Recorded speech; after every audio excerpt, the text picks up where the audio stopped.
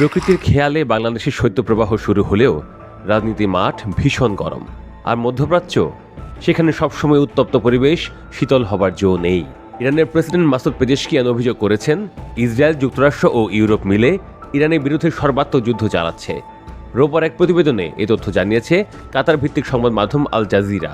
প্রতিবেদনে বলা হয়েছে, মার্কিন প্রেসিডেন্ট ডোনাল্ড ট্রাম্পের সঙ্গে সাক্ষাৎ করতে শিগগিরই ওয়াশিংটন সফরে যাচ্ছেন ইসরায়েলের প্রধানমন্ত্রী বেনিয়ামিন নেতানিয়াহু। এর মধ্যে শনিবার ইরানের প্রেসিডেন্ট যুদ্ধ নিয়ে এই মন্তব্য করলেন। ইরানের সর্বোচ্চ নেতা আয়াতুল্লাহ আলী খামেনির অফিসিয়াল ওয়েবসাইটে প্রকাশিত এক সাক্ষাৎকারে পেজেশকিয়ান বলেন, আমার মতে আমরা এখন আমেরিকা, ইসরায়েল ও ইউরোপের সঙ্গে পূর্ণমাত্রার যুদ্ধে আছি। তারা চায় না আমাদের দেশ নিজের পায়ে দাঁড়াক।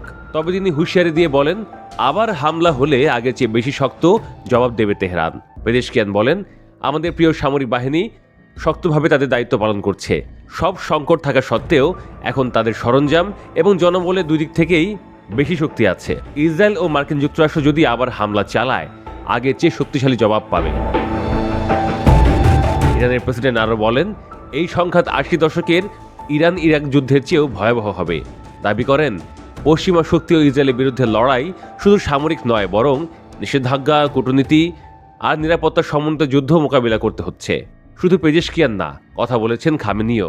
তিনি বলেছেন, এই বছর ইরান ঈমান, ঐক্য আর আত্মবিশ্বাসের মাধ্যমে বিশ্বে নতুন বিশ্বাসযোগ্যতা এবং ওজন অর্জন করেছে। আমেরিকার সেনাবাহিনীর প্রচণ্ড আক্রমণ এবং এই অঞ্চলে তাদের লজ্জাজনক সংযোজন ইরানি তরুণদের উদ্যোগ, সাহস এবং ত্যাগের কাছে পরাজিত হয়েছে।